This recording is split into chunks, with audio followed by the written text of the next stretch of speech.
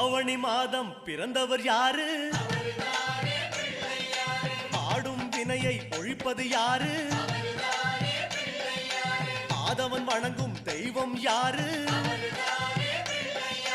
பூமியை தாங்கும் புண்ணியன் யாரு? அனலாசுரனை தின்றது யாரு? ஆணவம் நீக்கும் நாயகன் யாரு?